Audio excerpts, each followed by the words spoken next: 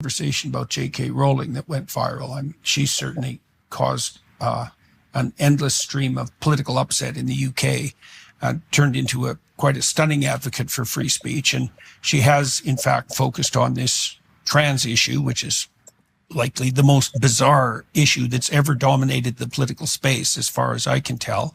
And I guess one of the things that your video demonstrated. What's up, YouTube? Today, we're covering feminists getting involved with Harry Potter, aka the J.K. Rowling and staff dispute. Let's get into it, shall we? Of that issue to students who have questionable reasons for being concerned about it to begin with. Like, why do you think that this particular student was possessed by the belief that transphobia was a thing to begin with? Because that's also a bastardization of words in the most manipulative possible way, to take a clinical terminology, phobia, and then to append it to objection to anything that the person who's objecting, or what would you say?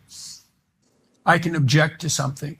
If someone's irritated about that, they're going to medicalize my objection and describe it as a pathology. That's what happens when you use the term phobia. It's unbelievably manipulative. And I would say the radical leftists are stunningly good at that manipulation of language. But now you have a student. Okay. Personally, I kind of like to leave politics out of this stuff. Now, when it comes to manipulation of language, I can technically relate to that in this exact same way. Like, me and my family have been told, like, hey, Matthew's choosing is saying that the Western world dating market has more and better options. The international dating market, or my correction, the international dating market has more and better options than the local Western dating market. That means Matthew is not judging people by content of character when he says that. But I'm like, okay, answer me this. How else do you expect me to judge somebody by their character other than taking a very good look at what they are willing to offer to bring something into my life? Like how? People all say, like, hey, I don't support diversity because I'm choosing one dating market over the other.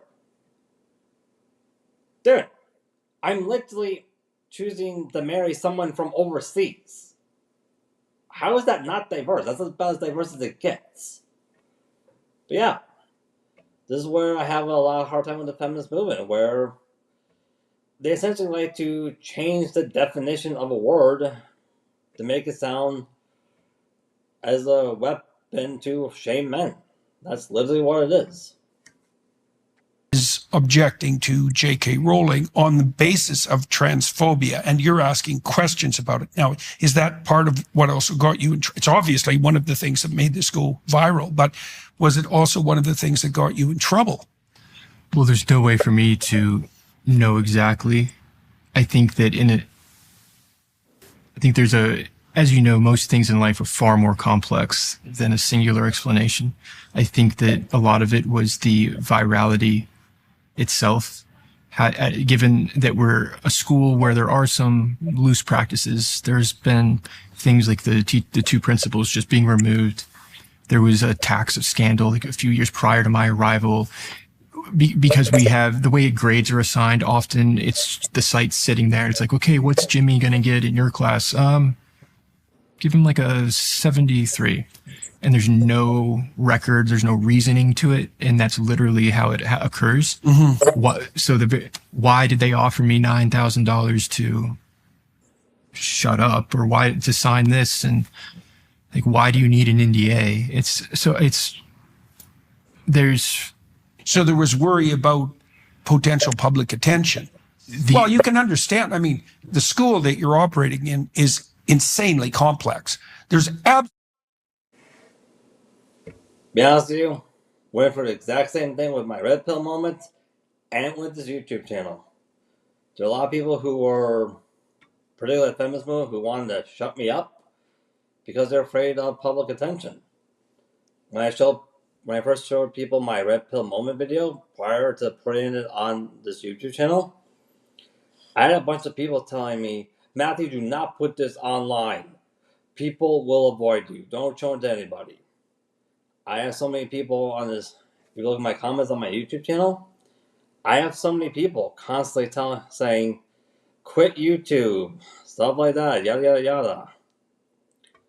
One thing that I noticed that the feminist movement is afraid of is people breaking the silence.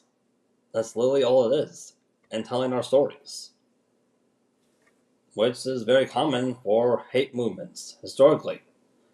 They are afraid of freedom of speech. Run a school like that isn't full of trouble, obviously, because the whole school's built on trouble. And so I can imagine that the people who are running the school would be nervous about that, because I can't possibly see that there's any way that you could do it right. Right. I mean, that's a good point. Well, you mentioned that teachers come for one day and they leave, or they come for a week. It's just, it's designed, it's a system designed to collate chaos and to try to produce some sort of order. But it seems to me to be entirely impossible. Pretty much no matter what you do, you're going to do something wrong. That's a fair how point. the hell could you possibly avoid it? That's a Every good point. single one of those kids is a pitfall. Yeah. And I don't mean that in the... Jordan Peterson, I completely agree with you, my man. Completely agree. That's what convinced me to become a passport bro and seek a wife from overseas instead of locally. Because let's take a look here. Because of the feminist movement, if a man approaches a woman, he's a creep. If a man walks away from a woman, he's insecure. If a man wants something in return for what he does for a woman, he's possessive and controlling. If a man says no to a woman, hey, he's misogynistic. If a man chooses to date a woman from overseas instead of locally, he's sexist somehow. You see? There's no real way you can win. Doesn't matter what a guy does here in the Western world dating market right now, there's always going to be something to complain about. Which is why a lot of my men like myself are doing YouTube channels like this, because we realized that and we just stopped caring. We did. It's also the reason why a lot of men like myself chose to become passport bros. Because as a direct result of the feminist movement, for the majority of cases, not all, but the majority of them, the Western world dating market is no longer a dating market anymore.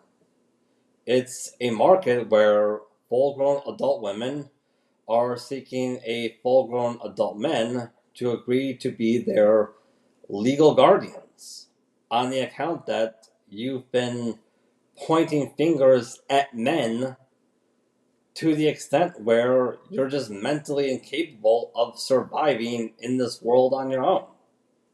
Like you just are.